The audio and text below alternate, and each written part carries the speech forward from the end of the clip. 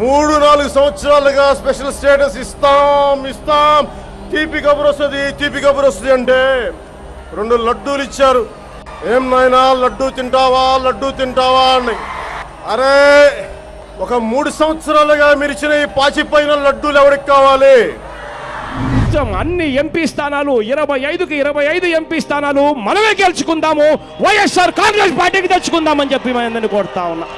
ఆ తర్వాత నేను మిమ్మల్ని అందరికీ కూడా హామీ ఇస్తా ఉన్నా, ఆ తర్వాత ప్రత్యేక హోదా ఎవరైతే సంతకం చేస్తారో వాళ్ళకే మద్దతు ఇస్తాము అని చెప్పి మిమ్మల్ని అందరినీ కూడా కోరుతా ఉన్నా.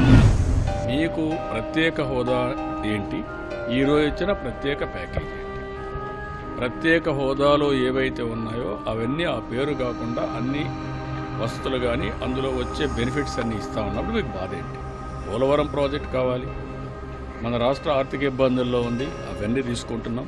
అవన్నీ తీసుకున్నప్పుడు మీకు ఎక్కడ ఇబ్బంది వస్తాం అంటే రాష్ట్రం బాగుపడకూడదని బాధ. ప్రత్యేక హోదాలో ఇది ఉంది, ఇది ఇవ్వలేదని చెప్పచ్చు, అది కూడా నేను కావాలంటే ఫైట్ చేస్తాను. 2014 నుండి ఇప్పటి వరకు ఏపీ రాజకీయాలలో ప్రత్యేక హోదా అనేది ఒక రాజకీయ అస్త్రం. అయితే అసలు ప్రత్యేక హోదా అంటే ఏంటి, దాని ప్రయోజనాలు ఏంటి, ఈ హోదాను రాష్ట్రాలకు ఎవరు కేటాయిస్తారు, ఏ బేసిస్ మీద కేటాయిస్తారు అనేది ఈ వీడియోలో చూద్దాం. వీడియోలోకి వెళ్ళడానికంటే ముందు మన ఛానల్ని సబ్స్క్రైబ్ చేసుకోండి, అదేవిధంగా లైక్ అండ్ షేర్ చేయండి.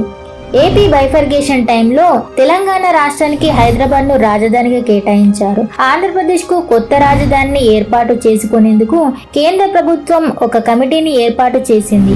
దాంతో పాటు హైదరాబాద్ ను ఉమ్మడి రాజధానిగా 10 సంవత్సరాలు ఉండేలా ఏపీ బైఫర్గేషన్ యాక్ట్ లో సెక్షన్ 5 గా పెట్టారు. సెక్షన్ 90 ప్రకారం పోలవరం ప్రాజెక్టును జాతీయ ప్రాజెక్టుగా గుర్తించి కేంద్రమే నిర్మాణ బాధ్యతలను స్వీకరిస్తుంది. ఇదిలా ఉండగా అప్పటి ప్రధానమంత్రి రాష్ట్రానికి ప్రత్యేక హోదా 5 సంవత్సరాలు ఇస్తానంటూ ప్రకటించాడు. దీనికి కారణం ఏపీలో ప్రత్యేకంగా ఒక రాజధాని లేదు, ఎక్కువ రెవెన్యూ జనరేట్ అయ్యే పరిశ్రమలు గాని సిటీస్ గాని లేవు. అలాంటి సమయంలో పార్లమెంట్ లో ఏపీకి సంబంధించిన ఒక అపోజిషన్ లీడర్ ప్రత్యేక హోదా అనేది మాకు 5 సంవత్సరాలు కాదు 10 సంవత్సరాలు కావాలి అంటూ డిమాండ్ చేశాడు. ఇలా దీని గురించి చర్చలు జరుగుతున్న సమయంలో 2014 జూన్ 2న తెలంగాణ రాష్ట్రాన్ని సపరేట్ చేశారు. కానీ ఏపీ బైఫర్గేషన్ యాక్ట్ లో ప్రత్యేక హోదాకి సంబంధించిన సెక్షన్ 1 కూడా లేదు. ఏపీకి ప్రత్యేక హోదా ఉందా లేదా, ఇవ్వాలా ఇవ్వకూడదా, ఒకవేళ ఇవ్వకూడదు అంటే ఏ టర్మ్స్ ప్రకారం ఇవ్వకూడదు అనేది చివర్లో చూద్దాం. ప్రత్యేక హోదా అంటే ఏంటో ఇప్పుడు చూద్దాం.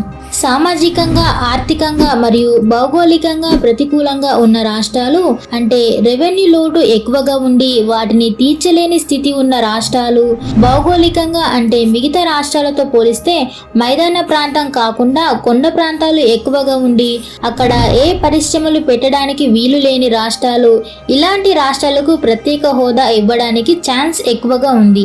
5వ ఆర్థిక సంఘం సలహా ప్రకారం 1969లో ఈ ప్రత్యేక హోదా అనే కాన్సెప్ట్ చేయబడింది.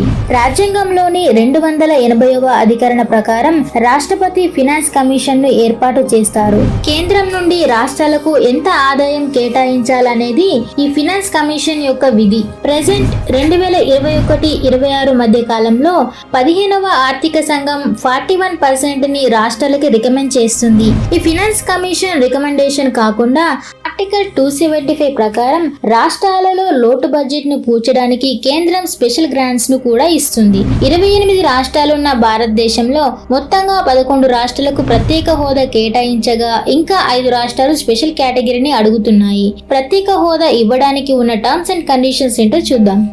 వనరుల కొరత ఉన్న రాష్ట్రాలు, తలసరి ఆదాయం తక్కువగా ఉన్న రాష్ట్రాలు, రాష్ట్ర ఆర్థిక పరిస్థితి ఆచరణీయంగా లేనప్పుడు, పరిశ్రమలు ఎక్కువగా లేని రాష్ట్రాలు, ఎక్కువగా ట్రైబల్స్ ఉన్న రాష్ట్రాలు, కొండ ప్రాంతాలు ఎక్కువగా ఉన్న రాష్ట్రాలు, తక్కువ జనసాంద్రత ఉన్న ప్రాంతం, ఇలాంటి కండిషన్స్ ఉన్న రాష్ట్రాలకు ప్రత్యేక హోదా ఇస్తారు. ప్రత్యేక హోదా వల్ల కలిగే ప్రయోజనాలు ఏంటంటే రాష్ట్రం చేసే ప్రోగ్రామ్స్ లో మరియు కేంద్రం రాష్ట్రాల్లో నిర్వహించే కార్యక్రమాల్లో కేంద్రం 90% భరిస్తుంది, మిగిలిన 10% ఖర్చు రాష్ట్రం చేస్తుంది, అది కూడా కేంద్రం 0 వడ్డీకి ఇస్తుంది.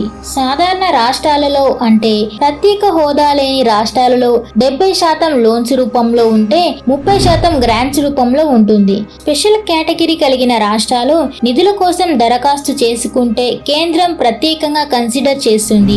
ప్రత్యేక హోదా కలిగిన రాష్ట్రంలో పరిశ్రమలు స్థాపించడానికి, ఆకర్షించడానికి ఎక్సైజ్ పన్నులకు మినహాయింపు ఉంటుంది. హోదా ఉన్న రాష్ట్రాలకు బడ్జెట్ లో 30% కేటాయిస్తారు. పెట్టుబడులను ఆకర్షించడానికి customs tax, corporate tax, income tax and other taxes నుండి మినహాయింపు ఇస్తుంది.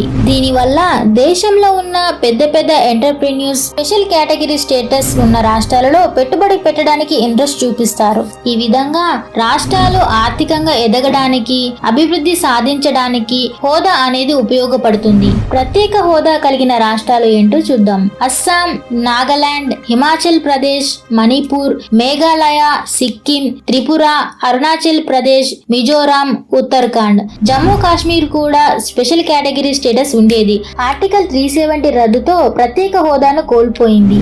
ఇప్పుడు ఆంధ్రప్రదేశ్ కి నిజంగా స్పెషల్ కేటగిరీ స్టేటస్ అవసరమా అనేది చూద్దాం. మొదట ఏపీకి రాజధాని లేదు. హైదరాబాద్ ఉమ్మడి రాజధానిగా ఉన్నా కూడా 2024 జూన్ 2కి ఆ హోదా కూడా ఏపీకి పోతుంది. 2014 నుండి 2024 వరకు హైదరాబాద్ ఏపీకి రాజధానిగా నామమాత్రంగా ఉంది. ఉమ్మడి ఆంధ్రప్రదేశ్ ఉన్నప్పుడు కూడా ఎక్కువ రెవెన్యూ జనరేట్ అయ్యేది హైదరాబాద్ లోనే. ఒక విధంగా ఆంధ్ర ప్రాంతం వాసులు ఆంధ్రప్రదేశ్ ని విభజించకూడదు అనేది కూడా హైదరాబాద్ గురించి. అలాంటి హైదరాబాద్ తెలంగాణ క్యాపిటల్ అయ్యింది. ప్రత్యేకంగా తెలంగాణకే క్యాపిటల్ అయ్యింది అంటే శ్రీకృష్ణ కమిటీ రిపోర్ట్ లో 6వ పాయింట్ ని తీసుకున్నారు కాబట్టి. ఎక్కువ పరిశ్రమలు కేంద్రీకృతం అయ్యేది ఎక్కువ జనసాంద్రత ఉన్న ప్రాంతంలోనే. అలాంటి జనసాంద్రత హైదరాబాద్ తో పోలిస్తే ఏపీలో అంతగా ఏమీ లేదు. అలా అని హోదాకు ఎలిజిబిలిటీ అని కూడా కాదు. ఏపీలో గిరిజనులు గాని, కొండ ప్రాంతాలు గాని 9% మించి లేదు. రాజకీయ నాయకులు ప్రత్యేక హోదా అనే అంశాన్ని రాష్ట్ర భవిష్యత్తుకు కాకుండా వారి రాజకీయ భవిష్యత్తుకు వాడుకుంటున్నారు. ఎందుకు నేను ఇలా అంటున్నానంటే 2014 నుండి ఇప్పటి వరకు కూడా రాజకీయ నాయకులు ఒకసారి 5 సంవత్సరాలు కాదు 10 సంవత్సరాలు కావాలని, స్పెషల్ స్టేటస్ కంటే స్పెషల్ ప్యాకేజే బెటర్ అని, కేంద్రం 2 పాచిపోయిన లడ్డూలు ఇచ్చిందని, ఆ తర్వాత ప్రజలకు ఇంట్రెస్ట్ లేని హోదా గురించి మాట్లాడడం ఎందుకని, ఇలా వారి రాజకీయ మనుగడ కోసం హోదా అనే అంశాన్ని వాడుకుంటున్నారు. కానీ ఒకటి మాత్రం నిజం, ఆంధ్ర రాష్ట్రం ఇంతకు ముందు ఎప్పుడు చూడని ఆర్థిక భారం చూస్తుంది. ఇప్పుడున్న పరిస్థితుల్లో పరిశ్రమల స్థాపనకు రాయితీలు అవసరం. తెలంగాణతో పోలిస్తే ఏపీలోనే ఎక్కువగా సిటీస్ ఉన్నాయి. 1591లో హైదరాబాద్ ని మహమ్మద్ కులీ కుతుబ్ షా నిర్మించాడు. 1591 నుండి 2024 వరకు వివిధ రాచరిక రాజులు, ప్రజాస్వామిక రాజుల పరిపాలన వలన హైదరాబాద్ అనేది భారతదేశంలో 2వ రాజధానిగా ఉండాలని ప్రతిపాదన కూడా ఉంది. ఇలా హైదరాబాద్ లో నేదురుమల్లి జనార్దన్ రెడ్డి హైటెక్ సిటీని స్టార్ట్ చేశాడు. YSR outer ring road, Shamshabad international airport కట్టారు. దీంతో పాటు మెట్రో స్టార్ట్ చేశాడు.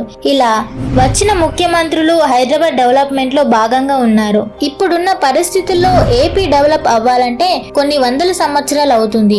అందుకనే ప్రత్యేక హోదా అనే అంశం ఏపీకి చాలా ముఖ్యం. ఏపీకి ప్రత్యేక హోదా రావాలంటే ఒక ప్రత్యేకమైన పరిస్థితి రావాలి. అదేంటంటే కేంద్రంలో హంగ్ ఏర్పడి ఆంధ్రప్రదేశ్ కి చెందిన ఎంపీల సపోర్ట్ అవసరం ఏర్పడాలి. లేదా తెలంగాణను ఏ విధంగా అయితే కొట్లాడి తెచ్చుకున్నారో అదే విధంగా పోరాడితే తప్ప రాదు. ఒకసారి అనిపిస్తుంది ఏమో గుర్రం ఎగరవచ్చును. మీరు ఈ స్పెషల్ స్టేటస్ గురించి ఏమనుకుంటున్నారో అనేది కామెంట్ చేయండి. అలానే ఏ కంటెంట్ మీద వీడియో చేస్తే బాగుంటుందో మాకు కామెంట్ రూపంలో చెప్పండి. ముఖ్యంగా లైక్ అండ్ షేర్, సబ్స్క్రైబ్ చేసుకోండి.